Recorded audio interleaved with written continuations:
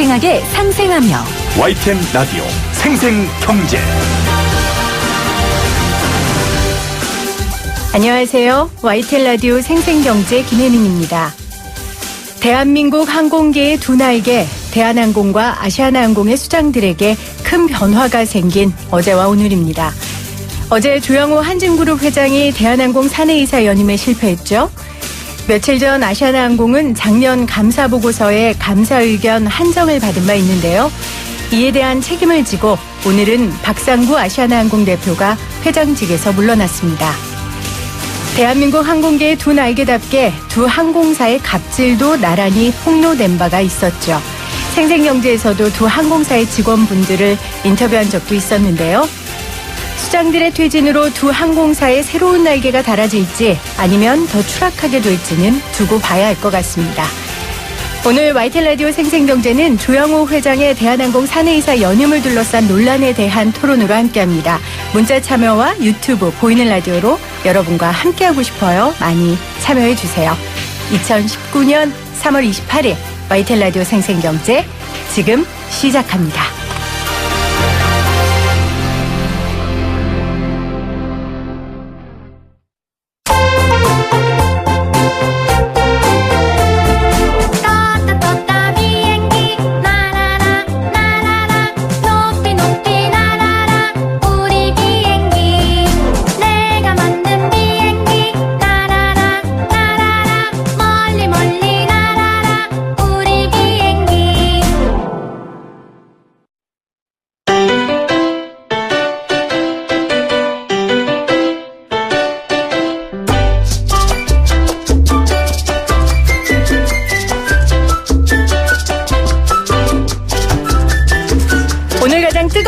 뉴스를 제일 생생하게 전해드리는 생생 인터뷰 너무 뜨거워서요. 오늘은 특집 토론으로 준비했습니다. 들으셨죠? 떴다 비행기. 내가 만든 비행기. 이 비행기와 관련 있는 이야기입니다. 대한항공과 인연이 깊은 두 분으로 오늘 토론을 모셨습니다. 이번 결과는 일탈을 일삼은 재벌 총수에게 경영에서 손을 떼라는 주주들의 준엄한 명령이다라고 주장하는 안진걸 민생경제연구소 소장, 그리고 조양호 회장의 퇴진으로 중장기 투자 등 대한항공의 주요 의사결정이 원활하지 않을 것이라고 우려를 표한 항공대학교 허희영 교수 나오셨어요. 안녕하세요. 네, 안녕하세요. 두 분 서로 인사하시죠. 네, 안녕하십니까. 보신 적 있으세요? 저는 처음 뵀는데 어제 주총에 참관인으로 갔었거든요. 네. 예. 그때 보셨습니까? 너무 많아가지고 못 봤습니다. 주주로 갔습니다. 위임 주주로 가셨고, 주주로 갔습니다. 저는 구경 참관인으로 가셨고, 예. 두 분이 주총에서 한번 만나신 적이 있으시고요. 아니 만나지 못했습니다. 언젠간 스치셨을 겁니다. 예, 금방에. 예. 왜냐하면 제가 대한항공과 인연이 두 분 다 깊다고 말씀을 드렸는데, 사실 우리 안진걸 소장님은 대한항공 입장에선 악연일 것 같고요. 오랜 역사와 전통을 자랑하죠. 대한항공과의 인연. 원래 저희가 다 응원하고 좋아하던 기업인데, 네. 땅콩해양 같은 황당한 사건이 있어서 당시에 이제 그 피해자들의 제보를 받아서 그랬죠. 어쩔 수 없이 고발을 하게 된 것으로 인연이 됐고, 그때부터 네. 더 관심을 가지게 되었습니다. 네.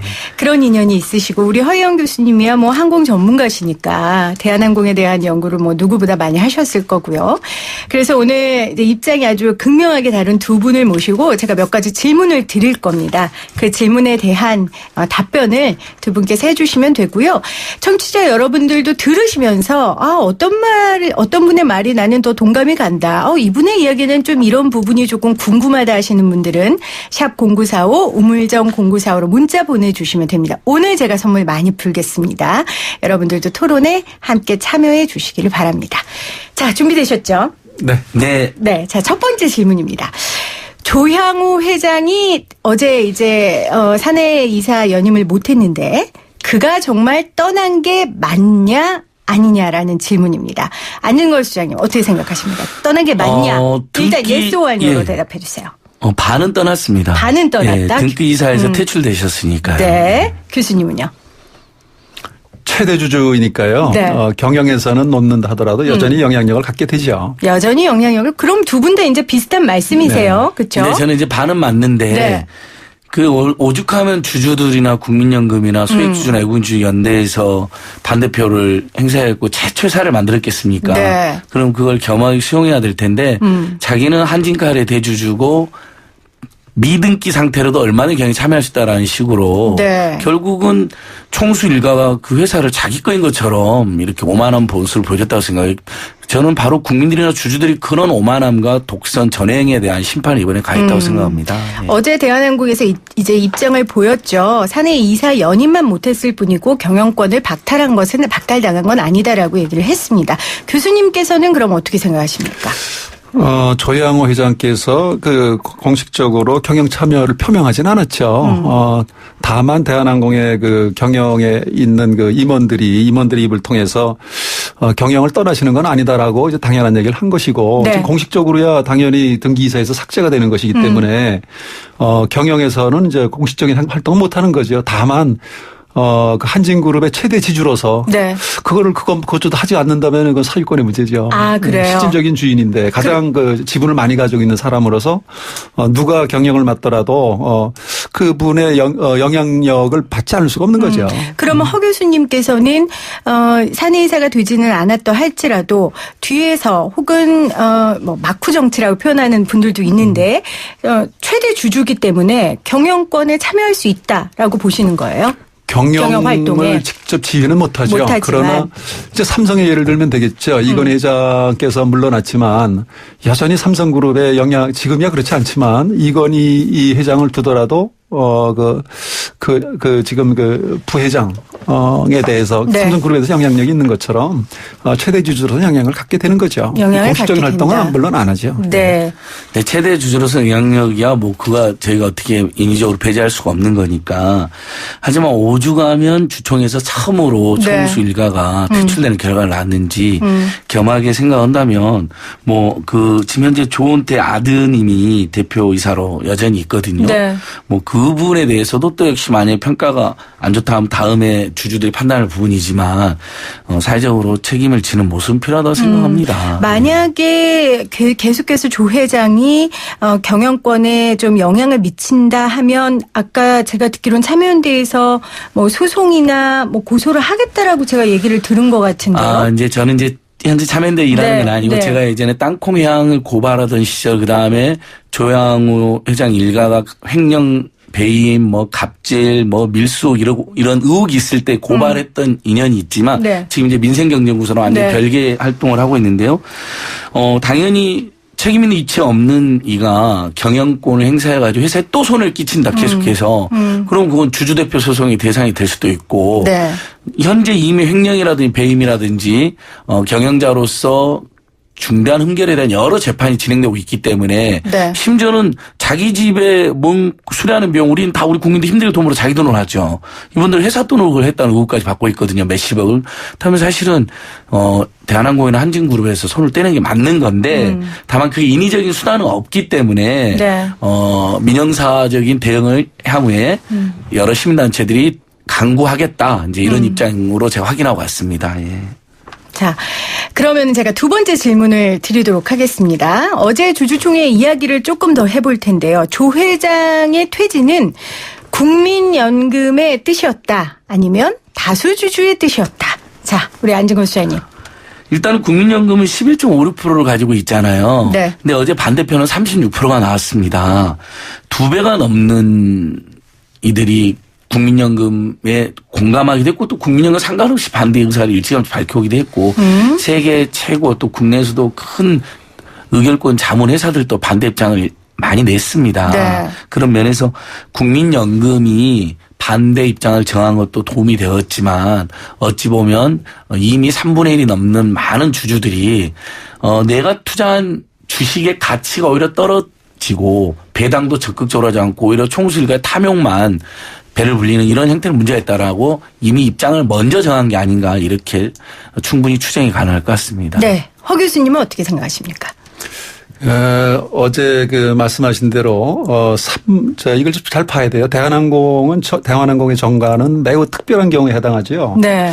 절대 주주가 물러나라고 해서 물러난 게 아니에요. 이걸 들여다보면 대한항공의 정관은 매우 특별한 경우에 해당하죠. 무슨 얘기냐면 임원 연임에 대한 결정은 특별 결의를 하고 참석 물론 위임받은 위임을 포함해서 3분제 과반수 주주가 참여해서 3분제 2 이상을 받았도록 하고 있어요. 네. 그러니까 만약에 보통 다른 기업들처럼 과반수로 해놨더라면 절대 저기는 62.1%를 확보했기 64.1%를 확보했기 때문에 그렇게 퇴임을 하는 일이 없었죠. 그런다 연임이 안 되는 일이 없었는데 대한항공 왜 그랬느냐. 이 내용이 참 기가 막힌 얘기죠. 이 97년 8년에 그 IMF 위기 때, 금융위기 때 외국인들이 우리나라의 기업들을 많이 인수했죠. 그 당시에 한진이 어떤 그 머리를 썼냐 하면 외국인들에게 넘어갈 가능성이 굉장히 높아지는 거예요. 네. 그때 보면은 우리나라 30대 기업들의 절반 이상이 다 넘어가지 않았습니까? 그래서 대한항공은 당시 어떤 방어책을 마련했냐면 특별 결의를 해서 임원에 대해서는 3분의 2가 찬성을 해야만 이 연임이 되고 할 수 있다라고 해놓은 거예요. 네. 그러니까 그런데 이게 부메랑으로 돌아온 거죠. 거꾸로 당한 거죠.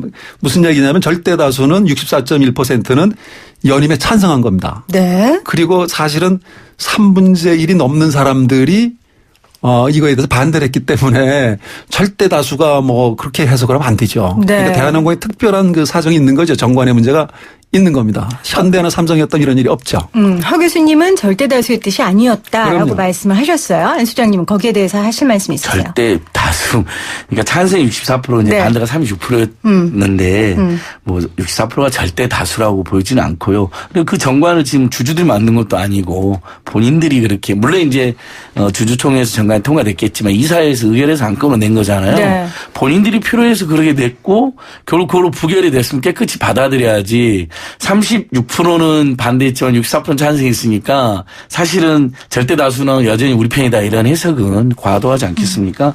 결국 그러면 모든 저희들도 예전부터 소액주주 운동도 해보고 저도 주총에 몇 번 참여해봤지만 사실 표대결에서 이겨본 적이 없어요. 네. 그러니까 제발 좀 대주주들이 전횡을 행사하지 말라고 하는 소액주주들의 실제 표대결에서는 진다 하더라도 소액주주들의 합리적인 주주총회라는 합법적인 고란을 통해서 합리적인 목소리를 내는 장으로 그동안 활용이 됐던 건데 이번에는 기적처럼 정말 부결이 돼버리지 않았습니까? 여기서 가장 주목해야 될 것은 오죽하면 그랬겠냐는 것이고 네. 그다음에 앞으로 국민들의 재산인 노후재산을 관리하는 국민연금이 이러면 삼성물산하고 제일모직 합병에 찬성해서 뭐 최소 매출액에서 많게는 3조 안팎의 손해를 봤다고 박근혜 정권 때 그래서 많은 국민들이 열받아하지 않았습니까? 국민연금은 우리 국민의 재산을 수탁해서 관리하는 자로서 최선을 다해서 주주 가치도 높이고 배당도 많이 받고 네. 그다음에 우리 국민 돈으로 투자하는 회사가 맨날 세계적인 언론까지 그냥 갑질이니 밀수니 배임이니 횡령이 이런 의혹으로 국민들 창피하게 만들어놓는 네. 일은 없도록 주주권이나 의결권 행사할 의무가 저희들이 있다고 생각합니다. 자, 국민연금의 그러니까 그런 면에서 네, 정관대로 보면 이것은 물론 64대 36이라는 수치로 떨어졌긴 했지만은 정관의 3분의 2가 찬성해야만 연임이 되는 거로 돼 있기 때문에 네. 굉장히 혁명적인 결과다. 네. 국민들의 주주와 국민의 뜻이 굉장히 압도적으로 반영된 뜻에서 결과를 해석해야 된다고 보고 있습니다. 네. 허 교수님 듣기로는 대한항공 사측에서도 굉장히 주주들의 마음을 살려고 노력을 많이 했다라는 당연히 얘기를 했죠. 네, 들었어요. 근데 어찌됐건 이렇게 된 거는 그러면 어떤 게 가장 결정적이었다고 보세요? 어떤 표심이? 물론 뭐 국민연금이었고요. 네. 지금 3분의 2를 찬성을 얻어야만 연임이 가능하도록 했다라고 말씀드렸고 이건 대한항공의 정관의 특수한 경우고 네.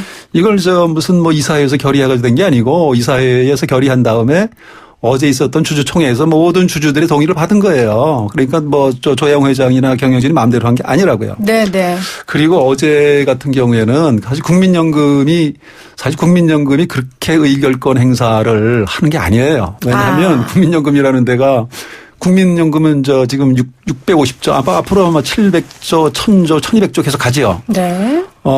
누구는 그거를 이제 뭐라고 비유하냐면 연못에 고래가 지금 무럭무럭 자라고 있습니다. 감당을 못해요. 그러니까 국민연금은 어떤 경우라도 주식시장에 들어와서 상장사에 들어와서 주총해서 의결권 행사를 하면 감당하기 어렵다는 겁니다. 네. 아니 자, 그런 이론이 어디 있어요, 교수님?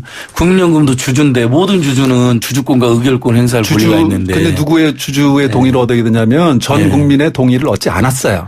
그러니까 그것을 바로 이제 가입자 대표들이라든지 아니 교수님 그래서 가입자 대표들이라든지 여러 구성에 들어가서 기금운용위원회도 있고 기금운용위원회 자문위원회도 있고 수타차 책임위원회 같은 것도 만들어가지고 최대한 토의를 해서 지금 교수님 말씀드린 국민연금이 모든 기업이 들어가서 감나라 배나라 할 것 좀 오해할 것 같아요. 청취자 여러분 절대 그렇지가 않고요.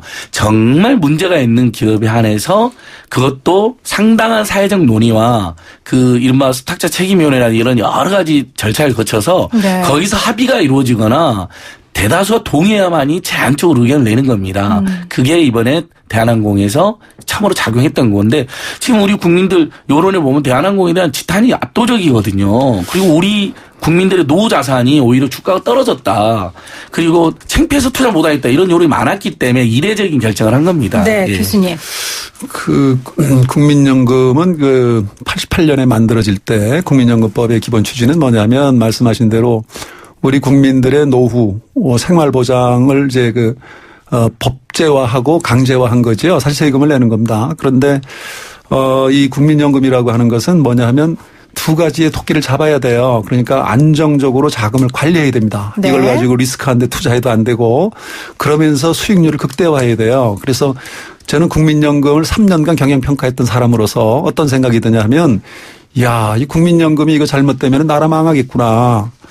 야, 국민연금이야말로 이건 참 무서운 데구나. 여기는 잘 보존되어야 하고 네. 그런 점에서 정치적으로 중립이 되어야 하고 의결권이라고 하는 건 뭐냐면 의결권이 제일 무서운 게 뭐냐면 인사권이에요.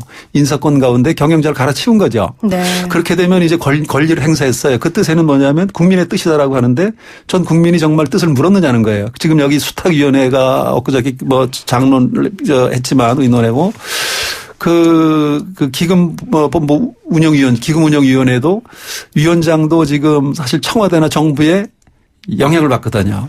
또 국민연금 이사장도 문체부 장관이 추천을 해서 대통령 임명해요. 그러나 거긴 정치적으로 중립이 되어야 합니다. 다만 두 가지 토끼를 잡아야지 네. 이렇게 경영 인사권에 들어가 가지고 의결권을 행사하기 시작하면 기업인들이 불안해지는 거죠. 그런데 기업을 싫어하는 사람들은 굉장히 다른 좋겠지. 나라의 연기금들도 다 사회책임 투자라든지 다른 나라 연기금에는요.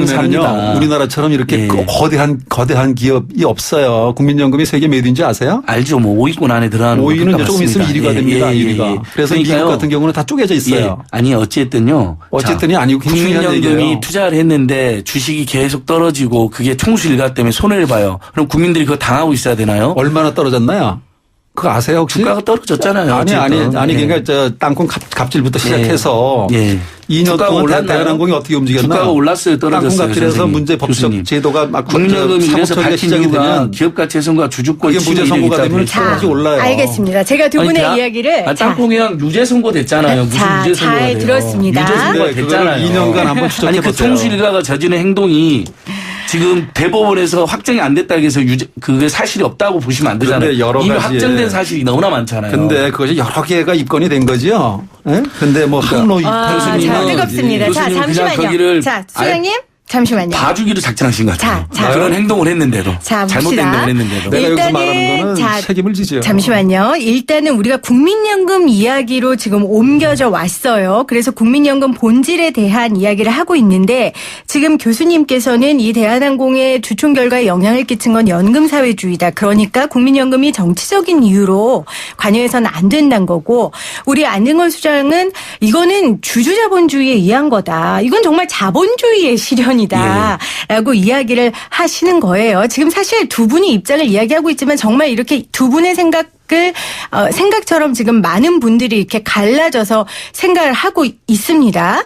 자, 그러면은 제가 한 분씩 더 말씀을 좀 제가 질문을 드릴게요. 일단 교수님, 스튜어드십 코드라는 것 자체가 국민연금이 이제 지난해 7월에 대주주의 전횡을 막기 위해 도입을 했는데 이게 원칙이라는 게 있잖아요. 네. 그리고 정부에서 어찌됐건 이것을 도입을 해서 실현한 첫 번째 케이스인데 그러면 교수님께서는 국민연금 운용하는 데에 있어 있어서 전혀 안정성이나 수익성 입장에서만 그것만을 위해서 정부가 해야지 경영권 개입이라든지 그게 안정성과 수익성을 위한 행동이라 할지라도 안 된다라는 말씀이신 거예요. 그 스튜어드십 코드라는 게요. 네. 이게 이제 주주 행동주의로 하나 나타난 거고 영국에서 시작이 됐고 아직 그렇게 뭐 이게 역사적으로 검증된 건 아니지만 네.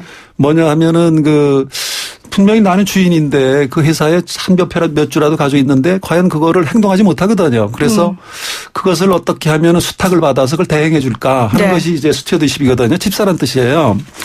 그런데 이 집사가 어디까지 역할을 해야 되느냐 이제 그게 문제죠. 그런데 이 국민연금 같은 경우는 전 국민이 그러니까 뭐 사학연금, 공무원연금, 군인연금 빼고 나서는 전 국민이 다 거기에 주주들이거든요. 그래서 그것은 어떤 정부이건 어떤 정권이건 그것도 중립에 서야 된다는 것이고 네. 그 권리를 행사하면요. 그 사장을 바꿔서는 그거에 대한 권리가 따르면 뭐가 따르냐면 권리와 함께 가는 게 책임이에요. 그러니까 결국은 제한된 권리를 행사해야지 이렇게 사장을 갈아치는 게 이제 앞으로 보편화된다면 제한된 권리라 하면 어느 정도의 권리일까요? 시장의 감시 기능 정도가 될 겁니다. 시장의 감시 기능이요. 그러니까 회계를 똑바로 투명하게 하고 있는가 네. 그거에 대한 제한을 하거나 근데 가장 결정적인 사장 그러니까 경영자를 갈아치는데 이번에 이제 했거든요. 처음으로. 그래서 이런 것들 이렇게 하게 되면 사실은 이게 일반화된다면 지금 대부분 우리나라의 블루칩들 대부분 대기업들 좋은 기업들의 2대 주주거든요. 근데 이것이 이제 의결권을 행사하되 경영권에 특히 경영자의 교체에 이제 의결권 행사하기 시작하면 사실은 기업가 정신이라든가 장기적인 안목에서 소신껏 주인의식을 가지고 끌어왔던 기업가들이 위축이 된다는 거예요. 근데 이제 조양호 회장 같은 경우에는 지금 여러 가지 재판도 걸려있고 네. 사회적인 도의적인 지탄을 받았던 게 사실이잖아요. 네, 그렇죠. 네. 사회적인 지탄을 엄청 받았죠. 네. 그게 이제 오너 리스크로 나타난 겁니다. 네. 사실은 뭐 사회적인 지탄, 가족에 대한 것 이렇게 보면 독선적인 경영 스타일. 그래서 지금 사법 처리 금년에 지금까지 대한항공 본사는 내가 알기로 10번 이상을 압수수색을 당했고요. 거기서 드러난 게 지금 30억입니다. 다 뒤지고 보니까 30억이 나와서 지금 재판이 들어가 있어요. 그런데 그것은 그렇다 하더라도 기업하고 개인 기업가의 비리는 분리해야 된다는 거예요. 그래서 이거를 조양호 회장이 잘못했으니까 이 회사 이거 안 되겠다. 당신 이건 물러나라. 이건 윤리적인 문제일 수도 있고 사법적으로 이미 진행이 되고 있는 문제라고. 그런데 아직 그것에 대해서 결론도 안 난 문제입니다. 그러니까 아직 결론이 안 난 문제에 대해서 사법적 처리도 안 했는데 이렇게 주주권 행사로 이중 처벌이 되는 거다라는 말씀이신 것 같아요. 이중 처벌도 될 뿐더러 이 네. 국민연금이 사회적 여론에 휩쓸려서 사회적 문제에 대한 해결사로 나타나는 거예요. 이렇게 되면은. 자. 아니, 국민연금이 사회적 여론에 휩쓸린 게 아니고요. 그동안 국민연금이 너무나 국민들의 노후 자산을 관리하는 분들인데 불구하고 집사처럼 역할을 하나도 안 하고 오히려 손해보는 결정을 많이 했습니다. 대표적으로 박근혜 정권 때 삼성물산과 젤모직 합병에 찬성하면 손해가 있는지 알면서도 합병에 찬성했고 바로 그것 때문에 우리 국민들께서 분노해서 국민연금이 노후재산 관리 제대로 해라. 사회적으로 물의를 많이 일으키는 대한 기업에는 좀 투자도 주의도 하고 특히 주식가치를 떨어뜨리는 행위에 대해서는 교수님께서 말씀하신 것처럼 시장의 감시라서 기능을 해라는 겁니다. 그리고 예를 들면 표결에 찬성해서 입장을 낸다 하더라도 국민연금이 반대하면 다 반대가 되고 찬성 다 찬성이 되는 건 지나친 비하심인데 그런 적이 없어요. 실제로 국민연금이 여러 번 표결에 네. 찬성했지만 작년에도 예를 들면 KB금융지주에서요. 시민사회로부터 10만 받고 노동계가 추천했던 하승수 이사라는 분이 있어요. 사회이사. 네. 사회이사 한 분 추천하고 국민에 찬성표했거든요. 큰 표차로 졌습니다. 그러니까 결국은 국민들이나 주주들의 마음을 다 모아도 네. 이길까 말까 하는 겁니다. 그렇게 재벌총수들의 지배력이 견고해요. 다만 그래도 사회이사를 추천한 건 어떤 의미가 있으냐면 표결에서 졌지만 그래도 앞으로 어떤 CEO라든지 대주주의 전횡을 감시하기 위해서 예를 들면 특히 공공성이라든지 사회적 영향이 큰 기업일수록 네. 국민연금이 예를 들면 괜찮은 사람을 사회이사로 추천한 주주니까 주주 제한권이 법에 보장되어 있습니다. 네. 할 수 있는 것이거든요. 근데 졌어요. 그럼 또 우리 국민들은 아쉽지만 그런 노력들을 계속 해라는 겁니다. 근데 모든 기업이 해라는 건 아닙니다. 지금 교수님 말씀만 들으면 마치 국민연금이 모든 기업이 감날 배날할 것 같은데 그렇게 결정할 국민들도 없고 국민연금도 그렇게 결정하지도 할 수도 않습니다. 없죠. 네. 정말로 문제가 돼서 이런 기업에까지 우리 국민연금이 투자를 해야 되느냐라는 막 범국민적 여론이 일거나 아니면 지금 뻔히 막 주가가 막 떨어져요. 총수 일가가 너무 황당한 일을 너무 많이 하니까 주가가 떨어진다. 그럼 결국 노후재산의 가치가 훼손되잖아요. 그럼 우리 국민들이 뭐라고 하셨어요? 네. 그럼 그런 데는 나서서 뭐라도 해라는 거거든요. 근데 마침 이번에 국민연금이 대한항공이 너무 심하니까 국민연금이 자체적으로 또 나선 게 아니잖아요. 거기에서 일하는 직원들, 민변, 참여연대 또 많은 소비자들, 이용자들까지도 대한항공 이거 진짜 심각하다. 심지어 안전에까지 걱정이 된다. 네, 그러니까 알겠습니다. 어떻게든 그 총수의 네. 폭주를 제동을 걸어야 된다 하면서 나선 것이거든요. 네. 제가 조금 참고로 말씀을 드리면요. 국민연금이 현재 10% 이상 지분을 보유한 기업이 대한항공을 비롯해서 81개사고요. 5% 이상 지분을 보유하고 있는 곳이 297개사입니다. 국민연금의 국내 주식 투자 규모가 지난해 3월 기준 코스피 코스닥 시가총액의 7%지만요. 이 기업별 지분율이 10% 초반에 불과합니다. 그리고 지난해 국민연금이 반대표로 던진 그 주총 안건 607개 가운데 실제로 부결된 건은 단 7건이었습니다. 여러분께 좀 참고로 말씀을 드리고요. 아주 뜨겁습니다. 잠깐 좀 끊어가야 될 것 같아요. 광고 듣고 올게요. YTN 라디오 생생경제 오늘 특집 토론으로 함께하고 있습니다. 항공대학교 허희영 교수님 그리고 민생경제연구소 안능걸 소장과 함께 이 대한항공 관련된 이야기 나누고 있는데요. 여러분들 지금 문자로 많이 남겨주고 계세요. 샵 0945 우물정 0945로 여러분들의 의견 함께 듣도록 하겠습니다. 2부로 이어집니다. 여러분은 지금 경제를 알지 못하는 김혜민 PD가 진행하는 경제 전문 프로그램을 듣고 계십니다. 대한민국의 항공계의 두 날개 아시아나항공 그리고 대한항공 어제 오늘 계속 큰 변화가 있었습니다. 특히 어제 대한항공의 조양호 회장이 45년 몸담은 대한항공 사내이사에 물러났습니다. 관련돼서 많은 해석들이 지금 나오고 있는데요. 어찌 됐건 뭐 소장님이든 교수님이든 대한항공이 잘 되길 바라는 마음은 같은 거잖아요. 그렇죠? 네, 그렇습니다. 우리나라 대표 국격 항공사인데요. 우리 국민들이 자랑스럽게 안전하게 그러면서 우리가 투자한 국민연금을 통해서 주식 가치까지 띄어가지고 노후에도 도움이 되는 이걸 바라는 거죠. 우리 안 소장님 노후 걱정 되게 되시나 봐요. 저는 국민들께서 국민연금 말고는 지금 노후 자산이 없으세요. 그래서 국민연금에 대한 관심이 매우 높아지셨다. 그 이야기를 드리는 겁니다. 네. 자, 그러면 제가 질문을 드립니다. 앞으로 대한항공은 이 일을 계기로 더 잘 될 것이다. 아니면 아주 그 굳건한 리더십인 조영호 회장이 물러났기 때문에 어려울 것이다. 우리 교수님은 어떻게 생각하세요? 예, 대한항공은 우리나라 국내에서 받고 있는 평가보다는 해외에서 굉장히 높게 평가를 받고 있죠. 특히 조양호 회장이야 뭐 국내에 들어오면 사회적 지탄의 이제 대상이 되는데 국제 무대에서는 그렇지는 않고요.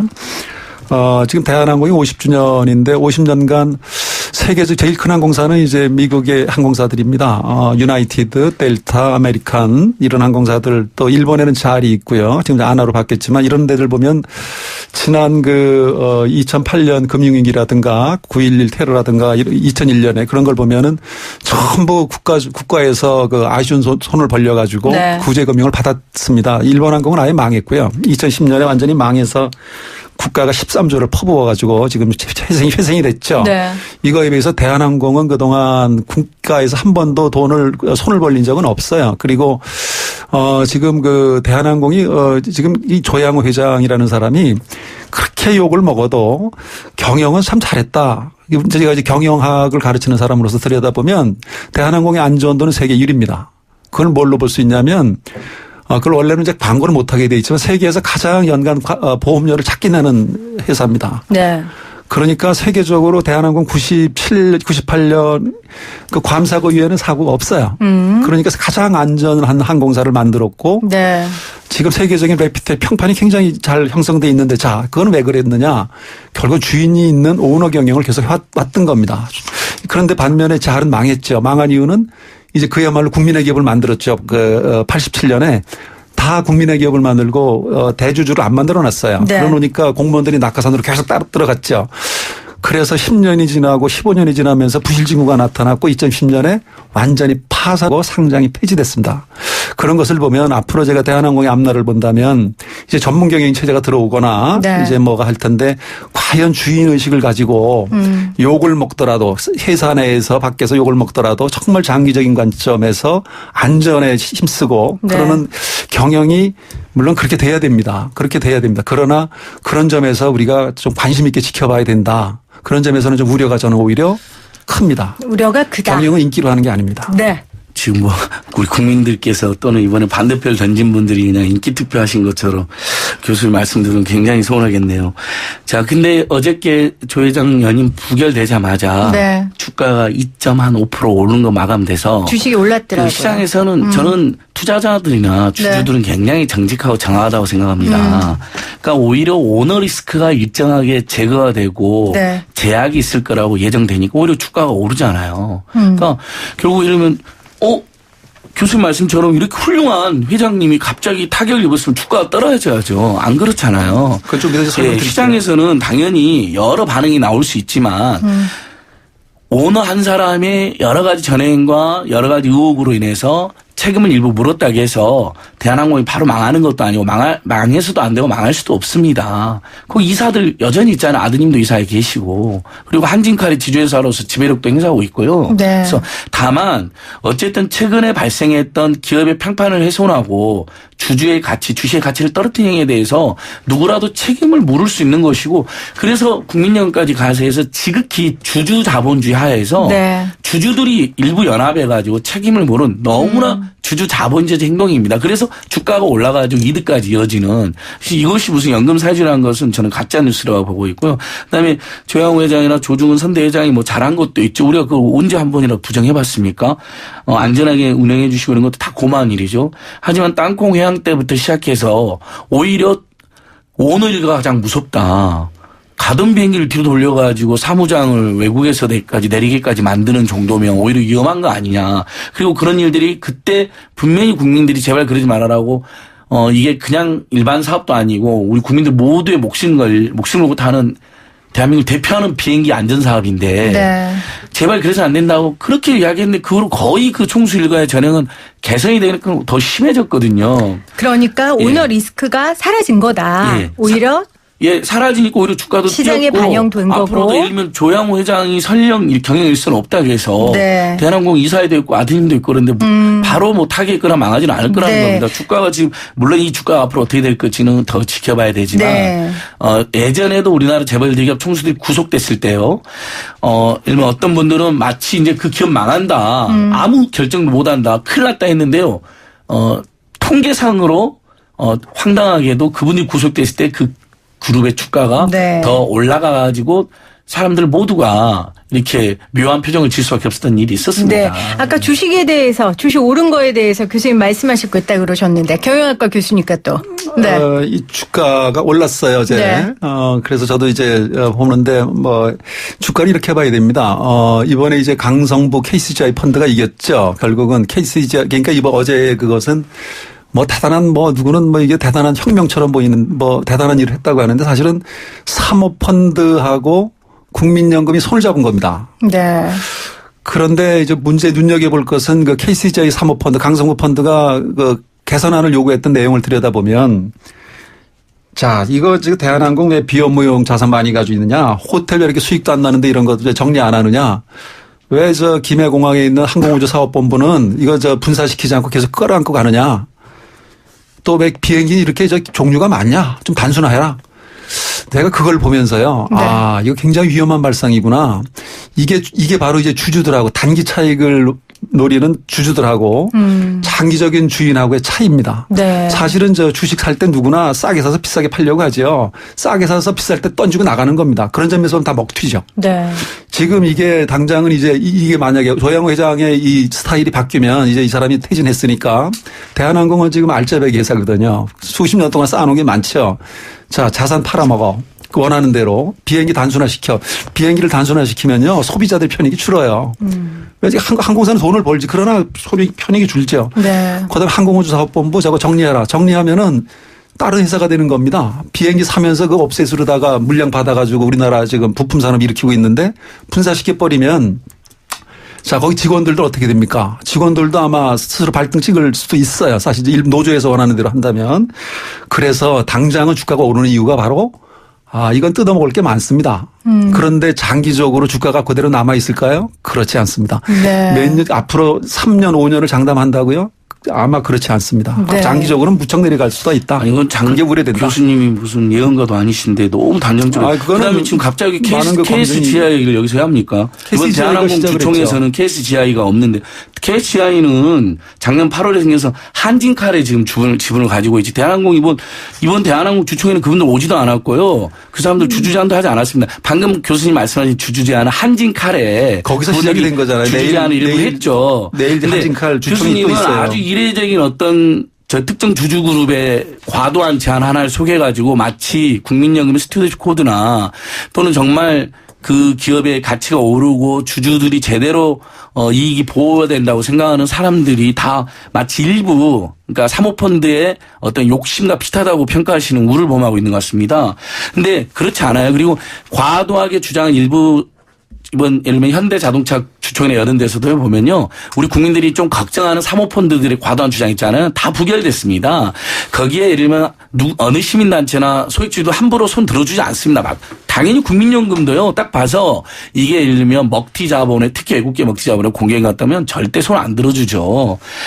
대한항공에서만 이례적으로 해도 너무하니까 네. 참으로 소액주주 그다음에 외국인 주주 그다음에 국민연금 등등이 연합해가지고 일종의 혁명적 결과가 났다라는 평가를 네. 한 겁니다. 자. 저도 그렇게 그분이 예를 들면 이것이 그렇다 해서 조양호 회장의 경영권이 완전히 박탈된 것도 아니기 때문에 너무 과도한 평가를 할 필요도 없다고 저도 생각을 해요. 하지만 그 당연히 할 수 있는 일을 주주들이 한 건데 계속해서 특정 사모펀드의 어떤 우려 하나를 제기하면서 이렇게 부정적으로 평가할 일은 아니시다. 네. 예. 자, 청취자, 잠깐만요. 청취자 문자 잠깐 소개할게요. 5515님, 40년간 주식하는 사람으로서 국민연금이 주식장에 감나라 배나라 간섭하는 행위 절대 반대합니다. 1144님, 국민연금이 국민의 돈 잘 관리하지 못하는데 왜 그 탓을 대한항공에 전가시키나요? 연금은 독립적인 기관이 돼야 합니다. 9888님, 기업가 정신 이야기하는데 조 회장과 가족들의 행태를 보고도 기업가 정신 이야기 하실 수 있으세요? 하셨고요. 유튜브로 위정님은 조 회장 회사 집값만 내려놓은 거지 이사장들 조 회장의 역할을 할 거 모르는 국민들도 있나요? 지금 저희 문자로도 팽팽하세요. 아주 팽팽하고 두 분의 의견처럼 팽팽한데요. 시간이 별로 없어서 두 분이 한 말씀씩 좀 하시면 될 것 같아요. 어찌됐건 이 사건이 지금 대한민국에 뜨겁다는 이유는 대한민국 사회에 뭔가 지표가 된 것 같아요. 그게 어떤 영향을 미칠지는 우리가 두고 봐야 될 거지만요. 그 의미에 대해서 우리 허 교수님 말씀을 좀 해 주시죠.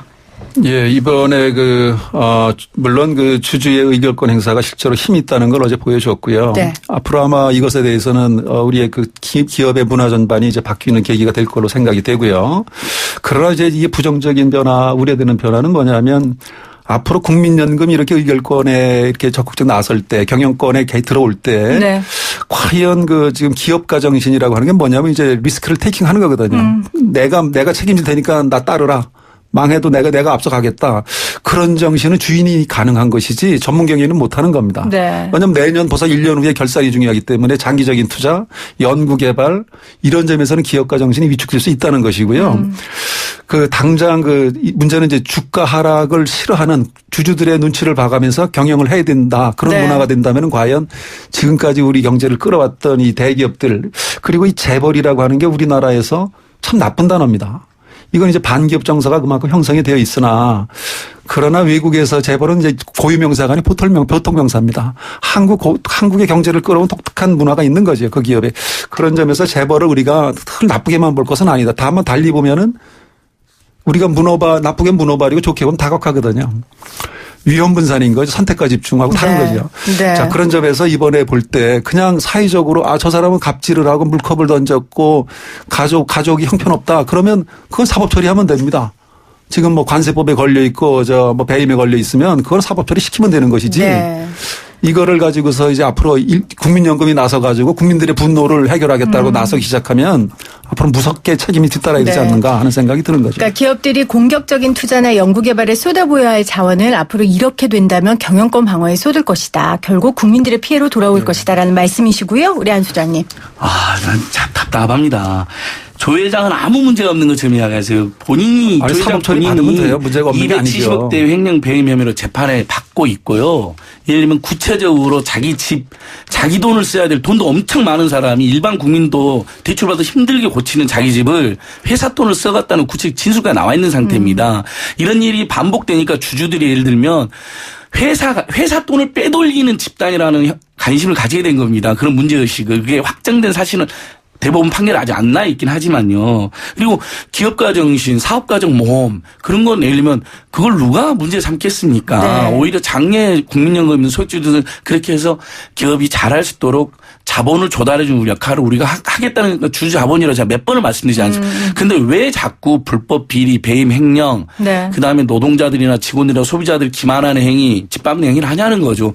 이제는 우리 국민들께서는 어떻게 판단하냐면 내가 직접 투자한 라면 소액주주, 간접적으로 국민연금을 투자한 거라면 이제 간접주주로서 네. 제발 사회적 무리를 일으킨 기업에는 투자를 아예 안 하거나 아니면 총수일가 저지르는 주가까지 기업의 가치까지 훼손하는 행위에 대해서는 모든 기업에 그러는 게 아니라 그 정도가 심하고 그다음에 도저히 국민들이 이건 주주들하고 국민들이 위해서는 안 된다라는 상당한 합의가 이루어졌을 때는 제한적으로 나서서 꼭 어쨌든 적극적으로 의견을 내라라는 게 네. 우리 시대의 정신이 과제다고 저는 보고 있습니다. 네. 결코 국민연금이나 소액주주들이 모든 기업에 막 밤낮 변하는 일은 있을 수도 없고 그럴 필요도 없고 시민단체 이야기 마지막은요. 소액주주도 굉장히 힘듭니다. 피곤하고 그것도 아주 진짜 정말 안 할 수 없는 거의 벼랑 끝 상황이 됐을 때 하는 겁니다. 네.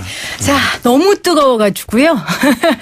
제가 두 분 사실 제가 패널로 많이 모셨는데 늘 웃음기 가득한 분들이었는데 오늘 두 분 웃음기가 없어서 제가 조금 추웠어요. 뜨겁지만. 오늘 열띤 토론 해주신 한국대학교 허희영 교수님, 민생경제연구소 안진걸 소장님 고맙습니다. 예, 감사합니다. YTN 라디오 생생경제 함께해 주신 여러분 고맙습니다. 저는 내일 3시 10분에 다시 올게요.